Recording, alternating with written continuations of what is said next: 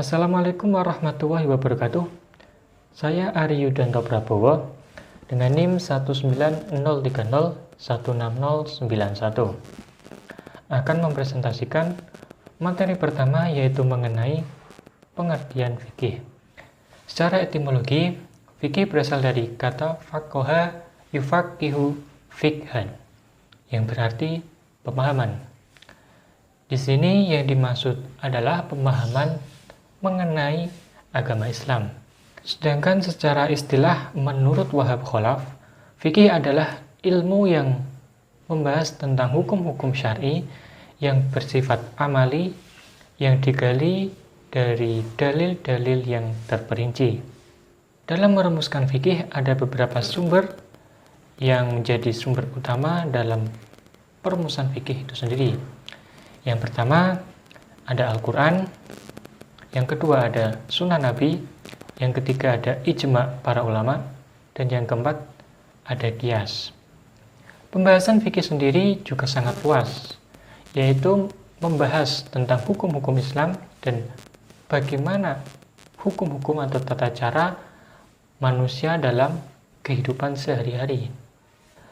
Salah satunya adalah fikih yang membahas tentang ibadah atau biasa disebut dengan fikih ibadah.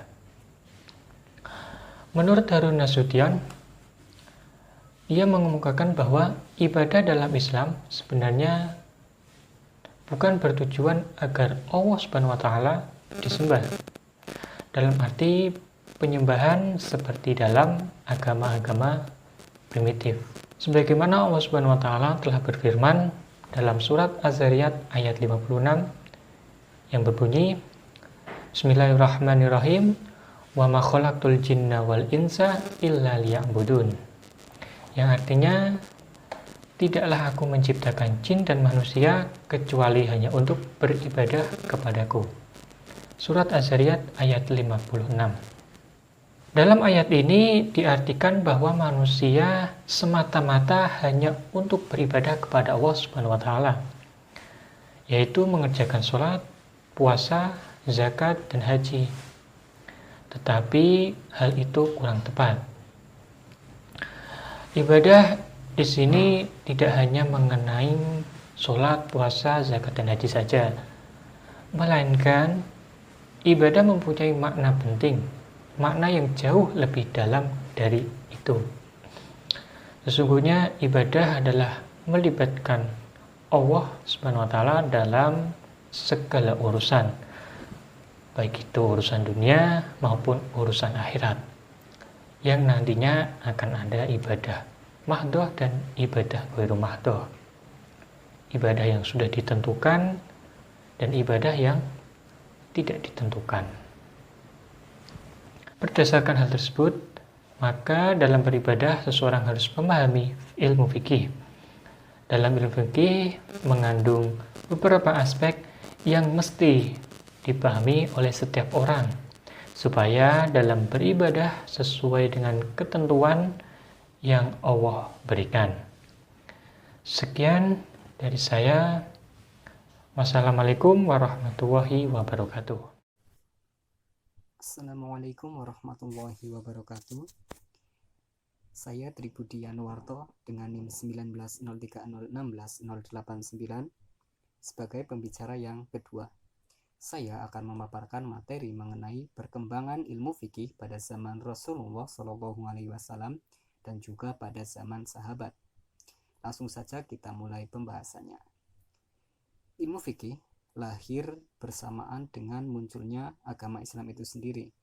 Agama Islam yang disebarkan pertama kali oleh Rasulullah SAW, yang berarti pada zaman Rasulullah inilah ilmu fikih mulai lahir dan juga berkembang. Pada masa ini tidak terdapat permasalahan mengenai penentuan hukum, termasuk hukum-hukum fikih, karena pada masa ini segala sesuatu ataupun segala permasalahan yang ada dapat langsung diselesaikan oleh Rasulullah SAW. Nah, Rasulullah memiliki dua macam otoritas. Yang pertama adalah otoritas sebagai kepala agama, yaitu sebagai Rasul utusan Allah, Dan yang kedua adalah otoritas sebagai kepala negara, yang berarti sebagai pemimpin negara pada saat itu. Nah, dengan dua otoritas ini memberikan Rasulullah peluang yang sangat besar dan juga sangat baik untuk menyelesaikan segala permasalahan yang ada pada masa itu. Nah, perkembangan fikih pada masa Rasulullah ditandai dengan adanya ijtihad-ijtihad yang mengandung nilai kebaikan dan juga kebijaksanaan, yang dimana setiap penentuan keputusannya disesuaikan dengan kondisi masyarakat dan juga keadaan sosial pada saat itu, yang tentu saja kondisinya berbeda-beda pada setiap zaman. Contohnya saja ketika menentukan hukum haram dari judi dan juga hamer. Nah, awalnya judi dan hamer dianggap sebagai sesuatu yang tidak bermanfaat. Nah, karena sudah mengakar dengan kuat, maka tentu perlu dilakukan metode yang berangsur-angsur, tidak langsung diharamkan seperti itu. Nah, kemudian ketika iman masyarakat sudah dianggap kuat, maka judi dan hamer dihukumi haram. Nah, jadi perkembangan ilmu fikih pada masa Rasulullah SAW ditandai dengan masih berpusatnya segala penentuan hukum pada diri Rasulullah SAW. Yang kedua adalah perkembangan ilmu fikih pada zaman sahabat. Seperti yang kita ketahui, sepeninggal Rasulullah SAW, kepemimpinan umat Islam beralih kepada para sahabat. Seperti yang kita kenal, yaitu Khulafaur Rasyidin, Abu Bakar As-Siddiq, Umar bin Khattab, Utsman bin Affan, dan juga Ali bin Abi Thalib. Nah, Khulafaur Rasyidin ini memiliki posisi yang cukup kuat dalam penentuan hukum Islam karena ada beberapa alasan. Yang pertama adalah para sahabat ini hidup bersama Rasulullah, sehingga para sahabat mengetahui bagaimana ketika Rasulullah menentukan hukum. Nah, yang kedua adalah pengeluaran atau tasyri' ilmu dan hukum mulai terjadi pada zaman sahabat ini, sekaligus sahabat juga sebagai sumbernya. Nah, yang ketiga adalah ijtihad sahabat menjadi rujukan dalam penentuan hukum. Kemudian perilakunya juga dapat dijadikan sebagai landasan penentuan hukum. Dan yang keempat adalah as-sunnah menganggap bahwa seluruh sahabat itu baik, jadi tidak ada sahabat yang tidak baik, seperti itu. Nah, ciri-ciri penentuan hukum pada masa sahabat adalah hukum yang ditentukan hanya mengenai masalah-masalah yang sedang dihadapi, jadi tidak membahas mengenai masalah-masalah yang baru diperkirakan akan terjadi. Kemudian pada masa ini juga sudah mulai timbul ikhtilaf ataupun perbedaan pendapat mengenai permasalahan-permasalahan yang ada. Hal ini terjadi karena perbedaan pandangan antara para sahabat. Selanjutnya, karakteristik dari perkembangan ilmu fikih pada masing-masing sahabat. Yang pertama adalah pada masa Abu Bakar As-Siddiq. Nah, pada masa ini ditandai dengan mulai digunakannya qiyas sebagai salah satu metode pengeluaran hukum apabila tidak ditemukan dalam Al-Quran dan juga Al-Hadis. Nah, yang kedua adalah ijma' juga mulai digunakan. Dan yang selanjutnya adalah ijtihad yang dilakukan oleh Abu Bakar dijadikan sebagai rujukan dalam penentuan hukum yang ada pada masa itu. Nah, yang kedua adalah masa kepemimpinan Umar bin Khattab. Sama seperti Abu Bakar, Umar juga melakukan ijtihad-ijtihad mengenai permasalahan-permasalahan yang ada pada masa itu. Namun, ijtihad yang dilakukan oleh Umar terkadang tidak memiliki dasar hukum yang jelas.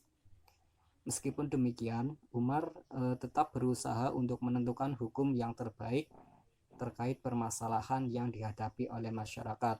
Nah, ijtihad yang dilakukan oleh Umar diantaranya adalah mengenai hukum kisos atau potong tangan kepada pencuri dan juga hukum mengenai harta rampasan perang. Selanjutnya adalah masa kepemimpinan Utsman bin Affan. Pada masa ini, pemerintahan Islam lebih berfokus pada perluasan wilayah, sehingga pengembangan ilmu pengetahuan, termasuk pengembangan ilmu fikih ini tidak mengalami perkembangan yang berarti, sehingga perkembangan ilmu fikih pada masa ini lebih cenderung hanya menggunakan ilmu fikih-fikih yang sudah ada pada masa sebelumnya. Nah, yang terakhir adalah pada masa Ali bin Abi Thalib.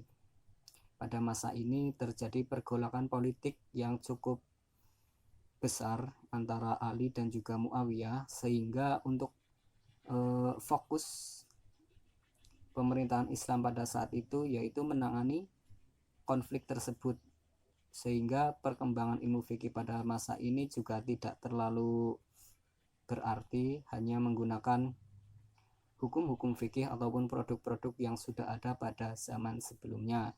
Meskipun demikian, Ali juga melakukan penetapan hukum melalui ijtihad dan juga qiyas, meskipun tidak terlalu banyak seperti itu. Nah, demikian pemaparan materi yang dapat saya sampaikan. Kurang lebihnya saya mohon maaf dan juga terima kasih atas perhatiannya. Selanjutnya akan disambung oleh pemateri yang ketiga. Wassalamualaikum warahmatullahi wabarakatuh. Assalamualaikum warahmatullahi wabarakatuh. Perkenalkan, nama saya Jimmy Malintang dengan NIM 19030160083. Saya akan menjelaskan mengenai fikih pada zaman tabi'in dan pada zaman kontemporer. Yang pertama, fikih pada zaman tabi'in. Setelah berakhirnya fikih pada masa sahabat, periode fikih berlanjut ke masa fikih tabi'in. Fikih tabi'in adalah fikih yang berlaku sesudah fikih masa sahabat, yakni mereka yang berguru pada sahabat dan pada umumnya mereka berasal dari Khulafa'ur Rasyidin. Fikih ini berkembang sesuai dengan tumbuhnya kemajuan Islam, di mana terjadi perluasan Islam ke daerah-daerah di luar Madinah. Pada fikih masa tabi'in ini diperintah oleh Bani Umayyah. Ada hal penting yang terjadi dalam masa fikih tabi'in ini, yaitu dengan adanya manipulasi hadis. Yang pertama, membuang seluruh isi cerita tentang sahabat. Kedua, melarang penulisan hadis Nabi dan lain sebagainya. Secara umum, dengan terjadinya manipulasi hadis di masa tabi'in ini bertujuan untuk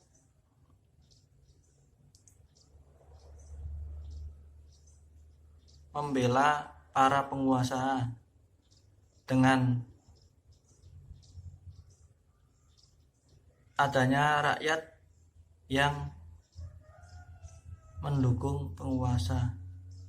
Terima kasih.